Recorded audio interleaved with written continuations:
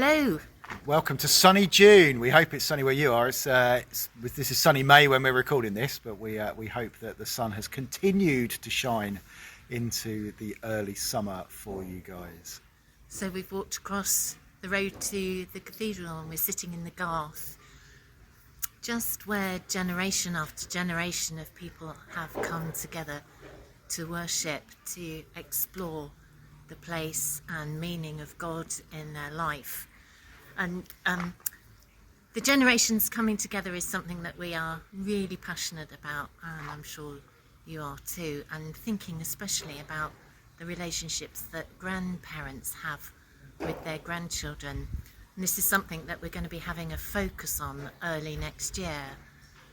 But just thinking about that and preparing for that, I've thought for myself as the grandma of 4 lovely little girls, what is it I want them to know most?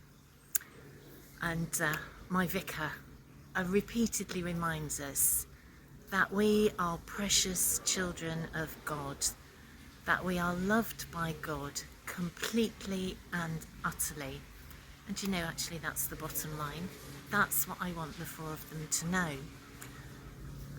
How do I communicate that to them is a big question, and I know that that's something that Barry's encountered in his home church too. Yeah, there's a lovely lady in one of our churches in our benefice who her grandson comes to our youth group, and whenever I see her, she always asks me, how's he getting on? And I just know that she's been praying for him and his little sister since they were born, and she really wants them to know Jesus, to grow up in that kind of church family. And I always reassure her, that he's doing really well and he comes every week and he really enjoys himself and he's great in the discussions. And I say to her, why don't you ask him? Why don't you chat to him about some of the stuff and ask him what he's been up to? And she was a little bit nervous. I don't know. I wouldn't know how to start a conversation with him about it. And that's an interesting one, isn't it? How do we spark conversation? And so often we will comment on a child's appearance or ask them about school, ask them some of the yawn questions. So, what else can we think about that might actually spark an exchange? Like, what makes you laugh? What do you think about when you're bored? Have you learned something recently that's really fascinated you?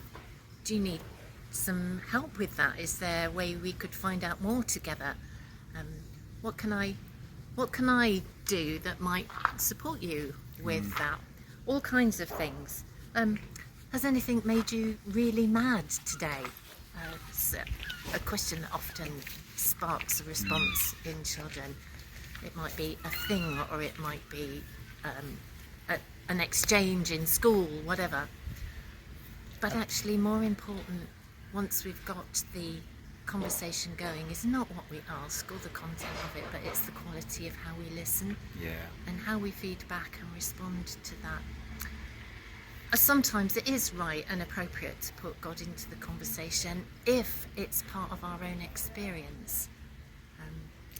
And I think particularly as children get older, and particularly when they get into youth age, I think one of the things that they struggle with the most is that kind of lack of understanding and doubt and uncertainty in their faith and their understanding of God, and they can often feel that means that they're not quite kind of good enough or getting it right. And so sometimes to actually share our own vulnerabilities in that, to say, I'm not sure about this, I'm not sure what I think about this, or we had this in our sermon today, I was reading this in the Bible and I don't really know what it means, or I don't really understand what it's saying to me, to draw them into those conversations, but to also show that you haven't got it all sorted out, even if you've been a Christian for 30, 40, 50, 60, 70, 80 years, that you're still learning, and that it's okay, and that actually sometimes you can learn together with that stuff.